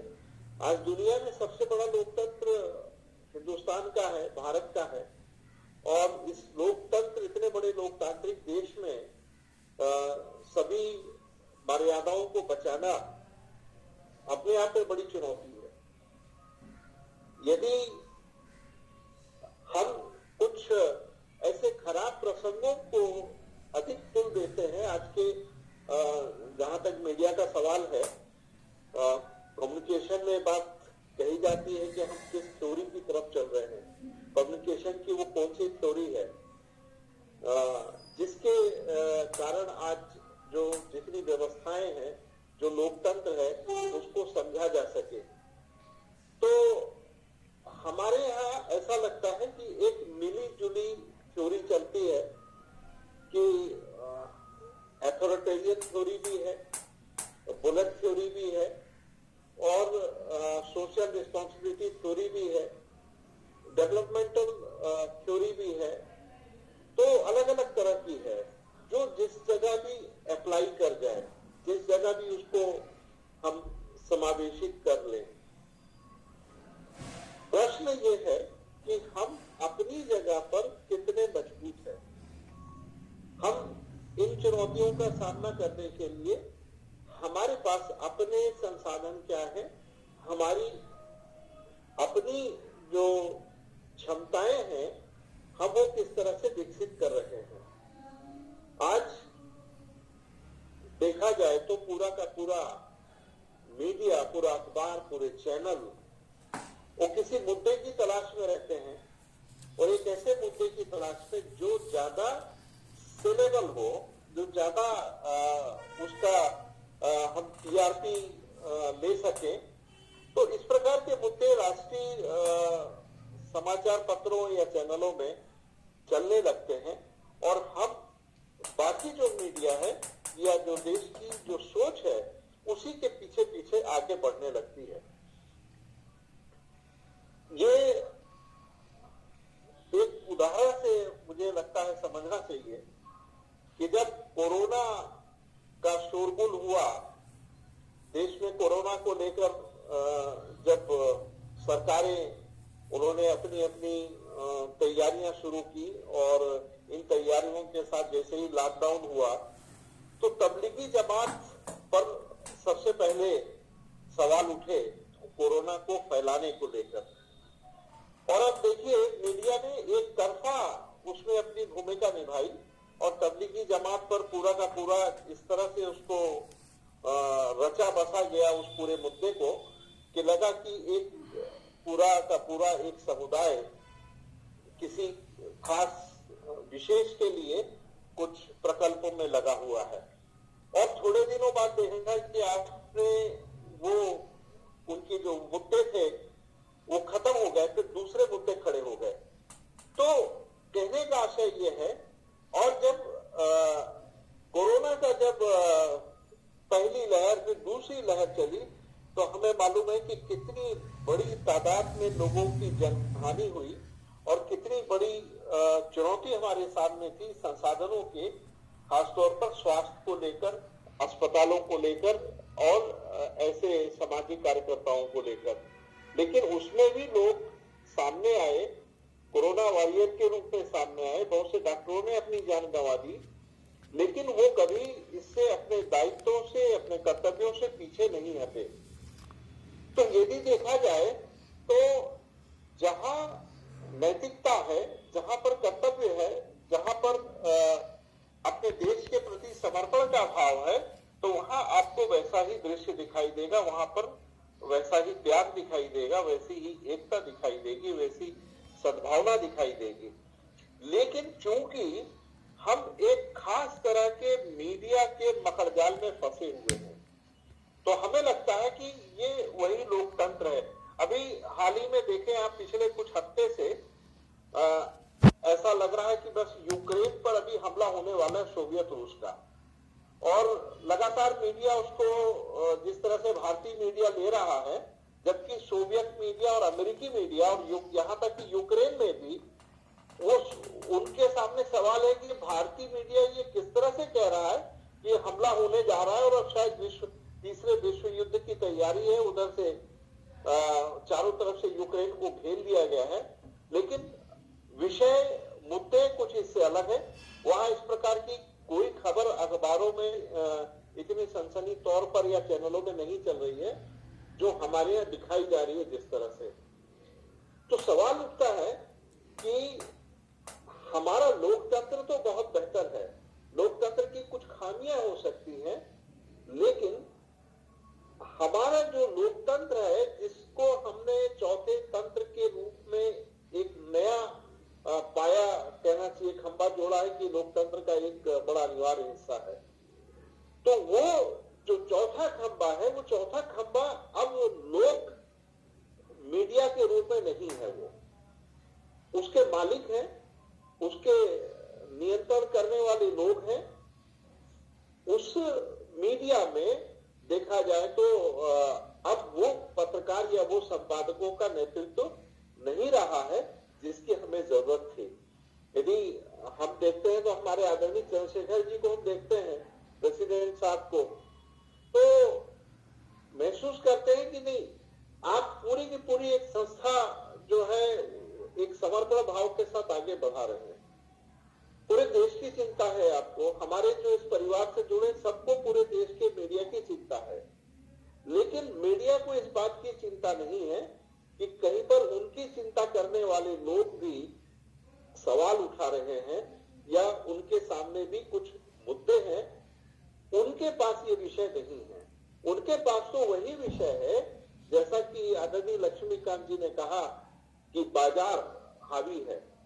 निसंदेह हम बाजार से ही प्रभावित हैं, हमारा जो संचालन है हो रहा है वो बाजार से ही हो रहा है। यदि हम उसे अपने परिवार के परिप्रेक्ष्य में देखें, मैं हमेशा अध्ययन की विषय वस्तु अपने घर परिवार से लेकर आगे बढ़ता हूँ, फिर समाज की तरफ आता हूँ, देश की तरफ आता हूँ। यदि हम अपने परिवार के अंदर में देखें तो जिन संसाधनों को आज हम जिनका उपयोग कर रहे हैं, ये पहले कभी लग्जरी कहे जाते थे। मोबाइल लग्जरी होता था, कारें लग्जरी होती थी, स्कूटर, बाइक, ये सब लग्जरी आइटम हुआ करते थे, एसी लग्जरी होते थे, फर्नीचर में भी लग्जरी फर्नीचर थे। हमारे पास क्या था पहले, हम किन संसाधनों के साथ में हमने अपने परिवार को जिया है, अपने मूल्यों को जिया है, कैसे हमने परिवार को अपने आगे बढ़ाया है। तो ये बात समझने में मुश्किल नहीं होती है कि जिसे आज हम पहले हम लग्जरी कहा करते थे, आज वो हमारी जरूरतें बन चुके हैं। बाजार ने कुछ ऐसा खेल रचा है, एक ऐसी दुनिया बनाई है कि जिसमें आज हम इसके बिना चल नहीं सकते, ये हमारी बहुत ही बड़ी जरूरत हो गई है। जैसे अन्न, राशन, कपड़े, रोटी कपड़ा और मकान कहा जाता था, रोटी कपड़ा मकान नहीं, रोटी कपड़ा मकान, मोबाइल और म्यूजिक और तमाम तरह की चीजें सब इससे आगे बढ़ चुकी है। मतलब हर एक चीज हमारे लिए आवश्यकता बन चुकी है। तो शायद ये जो हमारी परिवार की भूमिका है वो कमजोर पड़ी है। परिवार कमजोर पड़ा है तो समाज भी कमजोर पड़ा है। मैं तो यहाँ तक मानता हूँ कि शायद आज हमारे सामने में जिसे हम समाज कहते हैं, समाज नहीं है। ऐसा कोई समाज अब दिखाई नहीं देता जिसे हम समाज के रूप में परिभाषित कर सकें। समाज की जगह आज एक भीड़ ने ले ली है। एक ऐसी भीड़ है जिसके पास में भीड़ का जो समाज शास्त्र है, जानते हैं सभी कि भीड़ का समाज शास्त्र क्या होता है। हमारे पास समुदाय नहीं है, हमारे पास समाज नहीं है, लेकिन हमारे पास में एक अच्छी खासी भीड़ है जो किसी भी उस एजेंडे या मुद्दे की तरफ चल पड़ती है जिस तरफ भी पत्थर उछाल दिया जाए या जिस तरफ इशारा कर दिया जाए। और बाकी तो बहुत अच्छी आपने कही कि बुद्धिजीवी जो है इससे पीछे हट जाते हैं। तो बुद्धिजीवी भी बुद्धि का प्रयोग करते हैं। जहां बुद्धि का प्रयोग होता है तो पक्के तौर पर मैं इसे मानता हूं कि वहां पर गड़बड़ होगी, क्योंकि हमें बुद्धि की जरूरत नहीं है, हमें भाव की जरूरत है। हमें अपने दिल से उसे स्पर्श करने की जरूरत है, दिमाग लगाने की वहां पर जरूरत नहीं है। लेकिन आज हम बुद्धि से काम ले रहे हैं, जिसे आज एक नया शब्द मिला है आज पूरे डेवलपमेंट को कि स्मार्ट सिटी है ना, स्मार्ट इंडिया, स्मार्ट मोबाइल, यानी हर जगह स्मार्ट। स्मार्ट का जो इंग्लिश में जो टर्मिनोलॉजी है उससे ऐसा लगता है चतुर, यानी बहुत चतुरता वाला बोध होता है। चतुर जिसको कहते हैं, चतुराई जिसको कहते हैं, तो बहुत अच्छा नहीं माना जाता। लेकिन हमारी भारतीय संस्कृति में जिसे हम विवेकशील कहते हैं, विवेक संपन्न कहते हैं, वो उसकी जगह है, चतुराई की जगह नहीं है, स्मार्ट होने की जगह नहीं है। लेकिन हमने बड़े कहना चाहिए कि एक सोचे समझे बिना हमने उन शब्दों को लेना शुरू कर दिया या उन शब्दों के साथ जीना शुरू कर दिया है जिसकी हमारे पास कोई जगह नहीं होना चाहिए। मेरे विचार से ये सहमत होना चाहिए हमें कि शायद मीडिया अब लोक शिक्षक की भूमिका में नहीं है। पहले ये माना जाता था कि मीडिया एक लोक शिक्षक की भूमिका में होता है, और वो जो लोक शिक्षक का जो व्यवहार है, जो आचरण है, वो मीडिया से गायब हो चुका है पूरी तरह से। अब ये खेद ही नहीं बल्कि बहुत ही दुख और चिंता का विषय है कि क्या हम अपने लोकतंत्र के लिए उस प्रेस को पुनर्जीवित कर सकते हैं जिससे वर्नाकुलर प्रेस कहा जाता था, या वह भाषाई पत्रकारिता जिसके बोध में होती थी। आज हमारे सामने मीडिया है, या फिर कहें तो एक ऐसा प्रोफेशन है जिस प्रोफेशन को हम बहुत अच्छा उस रूप में नहीं देख सकते, केवल एक बिजनेस के रूप में देख सकते हैं, लेकिन ह्यूमन वैल्यूज के रूप में नहीं देख सकते हैं। तो जरूरत आज हमें उस भारतीय प्रेस को पुनर्जीवित करने की जरूरत है। आज देखिए कि समाचार पत्र धीरे धीरे, भले हम ये कहें, एक खुशफहमी हम कैसे बता सकते हैं कहने के लिए कि नहीं, समाचार पत्र कभी मर नहीं सकता है। तो ऐसा ही पहले संपादक कभी खत्म नहीं हो सकते हैं, लेकिन आज देखिए अखबारों से संपादक गायब है, संपादक नाम की संस्था गायब हो चुकी है। तो जब इस सत्य को आप आज देख रहे हैं तो ये सत्य भी हमें आगे देखना होगा कि समाचार पत्रों को धीरे धीरे उसे खत्म करने का एक षड्यंत्र जो है वो आधुनिक मीडिया के नाम पर हो रहा है, या मीडिया के उस प्रोफेशन के नाम पर हो रहा है जो मैनेजमेंट का हिस्सा है। तो चैनलों को या पोर्टल न्यूज को जिस तरह से हम देख रहे हैं, तो आप देखिए कि ये किस तरह से टुकड़ों टुकड़ों में समाचारों को देने का काम करता है। एक इनके शीर्षकों को यदि आप देखेंगे, हेडलाइंस को देखेंगे, तो संदेहास्पद हेडलाइंस दी जाती है, और जब आप पढ़ेंगे उस पूरे खबर को तो समझ में आता है ये तो कोई खबर ही नहीं है। अभी देश की स्वर कोकिला भारत रत्न लता मंगेशकर जी नहीं रही, हम सब उन्हें अपनी विनम्र श्रद्धांजलि देते हैं। बप्पी लहरी जी नहीं रहे, विनम्र श्रद्धांजलि देते हैं। लेकिन आप देखिए लता मंगेशकर जी के बारे में मीडिया ने जिस तरह से उनके निधन से पहले ही समाचार दे दिया, एकदम फेक न्यूज दी, और कई बार उसको लोगों ने डिफेम किया। लेकिन फिर बाद में जब वो नहीं रही तो अभी कुछ ऐसी चीजें वायरल हो रही है कि लता मंगेशकर जी ने आखिर में क्या कहा, जबकि उन्होंने आखिर में ऐसा कुछ भी नहीं कहा है जिसको लोग आज सोशल मीडिया में पढ़ रहे हैं। तो ये जो भ्रामक स्थिति पैदा करने वाली बात है, दरअसल में ये मीडिया जो है वास्तव में इससे लोकतंत्र को या लोक संवैधानिक व्यवस्थाओं को नुकसान पहुंचाने के अलावा कुछ नहीं कर रहा है, तो जरूरत है ऐसे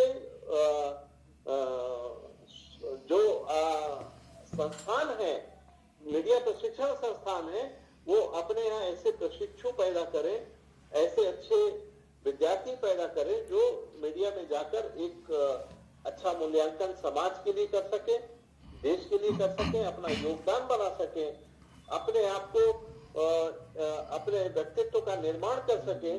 तो शायद इससे बेहतर समय नहीं हो सकता है। और आज ये वही समय है, उसी चुनौती का समय है जिसको लेकर इंडियन मीडिया सोसाइटी, जो integrated society of media professionals जो है, ये सोसाइटी जिसकी चिंता कर रही है, तो शायद इससे बेहतर समय नहीं हो सकता है। मैं बहुत धन्यवाद देना चाहता हूं कि आपने मुझे अवसर दिया बोलने का। थोड़ा विलंब हुआ, इसके लिए भी बहुत खेद है। बहुत बहुत धन्यवाद सर। डॉक्टर अजय कुमार साहब, आपको प्रणाम, बहुत धन्यवाद। अनुराग जी, आपको भी बहुत बहुत धन्यवाद। धन्यवाद सर। बहुत बहुत धन्यवाद महोदय। अब मैं आग्रह करूंगा अपने सभापति महोदय डॉक्टर चंद्रशेखर सर से कि सर आप भी अपना विचार रखें।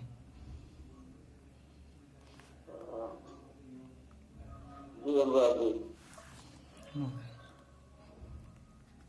Integrated society of media professionals द्वारा ये नया प्रयोग शुरू किया गया था, सोचो और समझो, जिससे कि हम जो चर्चाएं करें, जो विचार यहाँ से निकल कर जाए, वह पूरे समाज को जगाने का कार्य करें। हमारे सामने बहुत से ऐसे मुद्दे हैं, समस्याएं हैं, जिन पर आम लोग सोच नहीं पाते, भ्रमित होते हैं। आज का ये जो विषय है वह निहायत ही ज्वलंतशील है और यह पूरे समाज की मनोवृत्ति को दर्शाता है। वास्तव में कोई तंत्र है कि नहीं,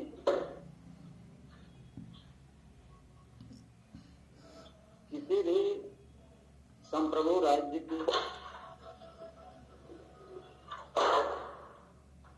व्यवस्था में जो समाज है और समाज का जो तंत्र है, वह लोकतंत्र के नाम से जाना गया। लोक कल्याण के लिए लोकतंत्र, जनता से, जनता के द्वारा, जनता के लिए चुनी गई एक व्यवस्था का नाम है लोकतंत्र। और ये समाज द्वारा निर्मित है और समाज के अग्रणी पंक्तियों में खड़े नेताओं द्वारा सृजित है। और निश्चय ही आज लोकतंत्र बहुत रुग्ण अवस्था में है, बीमार है, जिसको प्राणवायु की जरूरत है। और ये प्राणवायु जो समाज के जिम्मेदार तबके हैं, चाहे राजनीतिक क्षेत्र से हो, चाहे धार्मिक क्षेत्र से हो, उनकी ये जिम्मेदारी है कि वो अपने इस तंत्र को, जो अनेक प्रकार की दुर्व्यसनों, दुर्व्यवस्थाओं से ग्रस्त है, बचा कर रखे। और यही सबसे बड़ा दुर्भाग्य है कि जो कर्णधार है, जो नेतृवर्ग है, वो खुद पतन की पराकाष्ठा के पार कर चुका है। अब देखिए, समाज के सामने जो उसकी बीमारी है, जैसे पर्यावरण प्रदूषण है, जनसंख्या में बेतहाशा वृद्धि है, सांप्रदायिकता है, जातिवाद है, धर्मांधता, भ्रष्टाचार, बीमारी, गरीबी, भुखमरी, संसाधनों की लूट है, राजनीतिक नेतृत्व वर्ग भ्रष्टाचार अपराध के पोषक बने हुए हैं और समाज में अपराधों की भरमार है, काला धन है, आतंकवाद है, वित्तीय अराजकता है। ये प्रमुख समस्याएं हैं जिनसे संपूर्ण समाज का विकास और उसके प्रत्येक सदस्य का जो वांछनीय विकास है वो बाधित है। बहुत सारे उदाहरण हैं, मैं यहाँ कुछ उदाहरण को रखना चाहूंगा। इन बीमारियों के चलते जो चीजें हमें देखने को मिल रही हैं, जैसे जब जनगणना हो सकती है तो जाति की गणना क्यों नहीं हो सकती? हमारे देश में हजारों जातियां, उपजातियां विभाजित हैं और इन जातियों में कोई गरीब है तो कोई अमीर है। तो जब तक जातियों की गणना नहीं होगी तब तक उनके सामाजिक और आर्थिक उत्थान की योजनाएं कभी बनाई नहीं जा सकती। जो इससे वास्तविक लाभार्थी होते हैं वो वंचित रह जाते हैं। ये सबसे बड़ी समस्या है और सत्ता द्वारा अपने ही नागरिकों की जासूसी की जाती है। सार्वजनिक प्रतिष्ठान निजी व्यापारियों को बेचे जा रहे हैं। सस्ता सरल सेवा उत्पाद जिनके माध्यम से होना चाहिए वो निजी क्षेत्र में जाकर वो महंगे हो जाएंगे, उपलब्ध हो जाएंगे। कृषि क्षेत्र को भी व्यापारियों को बेचना सत्ता की सोच रही है। भले विवादास्पद तीनों कृषि कानून रद्द हो गए हैं, लेकिन वही सत्ता की सोच से दूर नहीं है। नोटबंदी कर दी गई, नोटबंदी से बेरोजगारी बढ़ गई। हमारे देश में 16 मई 2021 तक 14.45% बेरोजगारी की दर थी। तंत्र कैसे फलेगा फूलेगा? जो चंदे मिलते हैं राजनीतिक दलों को देश और विदेश से, किसने किसको कितना दिया आम जनता को पता नहीं चल पाएगा, क्योंकि इसका कानून बना दिया गया।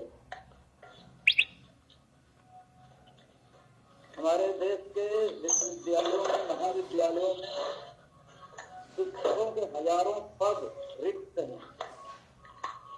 इससे सहज अनुमान लगाया जा सकता है कि शिक्षा पर कितना बड़ा ध्यान दिया जा रहा है, जिससे कि बहुत सारे योग्य जो शिक्षक हैं वो चयन से वंचित हो रहे हैं और इतने पदों के खाली होने से विद्यार्थियों को गुणवत्तापरक शिक्षा नहीं मिल पा रही है और आम जनता का जो पैसा है बैंकों के माध्यम से बैंक से कर्ज लेकर वो फरार हो जाते हैं, भाग जाते हैं, देश छोड़ देते हैं। अभी पिछले वर्ष ऐसे जो डिफाल्टर्स, जो लोग, जो व्यापारी थे, बड़े व्यापारी थे, जो पैसा लेकर भाग गए थे, 68,000 करोड़ रुपए माफ कर दिए गए। सरकार ने इनको माफ कर दिया, जिसमें मेहुल चौकसी का 5,492 करोड़, झुनझुनवाला का 4,314 करोड़, जतिन मेहता का 4,076 करोड़, कोठारी का 2,850 करोड़, सुदोष पंजाब का 2,326 करोड़, बाबा रामदेव और बालकृष्ण की कंपनी का 1,943 करोड़ सरकार ने माफ कर दिया। इस तरह की जो दुर्व्यवस्था है, जो भ्रष्टाचार है, जो दुराचरण है, वो पूरे लोकतंत्र को बीमार बना दिया है। और इसका चिकित्सक अगर कोई है तो वो समाज का जिम्मेदार तबका ही है, जिसमें शिक्षक है, राजनीतिज्ञ है और धर्मगुरु है।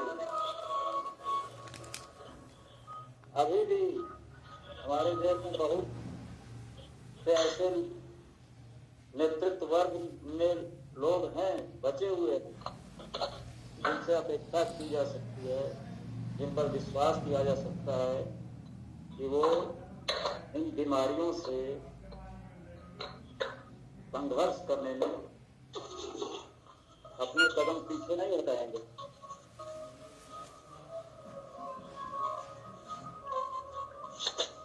तो लोकतंत्र की दुहाई देने वाले लोग, नौटंकी करने वाले लोग केवल राजनीतिक क्षेत्र में और ऐसे राजनीतिज्ञों को हम न चुनेंगे जो इन बीमारियों को प्रसारित करने में लगे हुए हैं। हम ऐसे जनप्रतिनिधियों को न चुनें जो इस बीमारी से ग्रस्त हैं। निश्चय ही आज का जो विचार मंथन रहा है उसमें डॉक्टर अजय कुमार सिंह जी का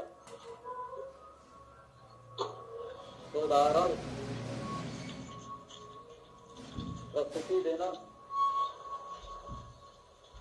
ये हमें प्रेरित करते हैं, तो फलित कोशिश करता है। और प्रदीप श्रीवास्तव जी ने भी सच्चाई स्वीकार की, लेकिन हमें यहाँ करना है कि हमको निराश नहीं होना है, हमको डट कर परिस्थितियों का और लोगों का सामना करना है। सच बोलने और करने की ताकत रखनी। साहिब जी ने भी बहुत ही गंभीर बातों की तरफ इशारा किया है, कर सकते हैं।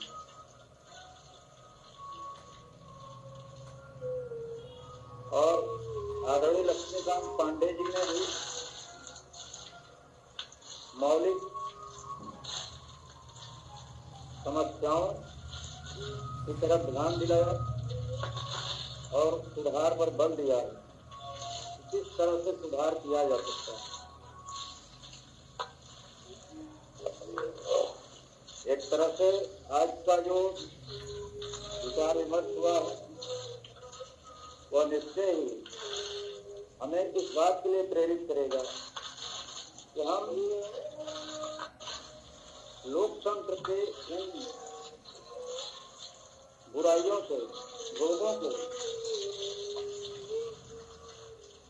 दूर करने के लिए, इनकी दवा खोजने के लिए हम छोटे छोटे समूहों में जिनसे समाज जिंदा है जिस वर्ग तक पहुंचे और इन लोकतंत्र की खामियों को बताएं और सुधार करने की ओर उनको जागृत करें और उनको सुदृढ़ बनाएं। धन्यवाद। अनुराग जी। धन्यवाद महोदय। अब मैं आपसे कार्यक्रम समाप्ति का आदेश लेना चाहूँगा क्योंकि वक्त हो चला है महोदय।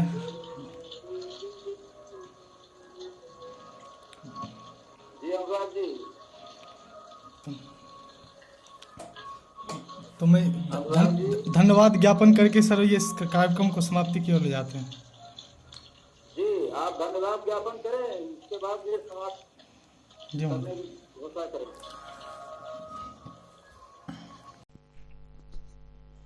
सभापति महोदय के आदेशानुसार मैं कार्यक्रम की समाप्ति से पहले ISMP यानी integrated society of media professionals की ओर से मैं इस वेबिनार में शामिल और अपनी विचारों से हमें पोषित करने के लिए आप सभी अतिथियों का बड़ी कृतज्ञता से अपना आभार व्यक्त करता हूं।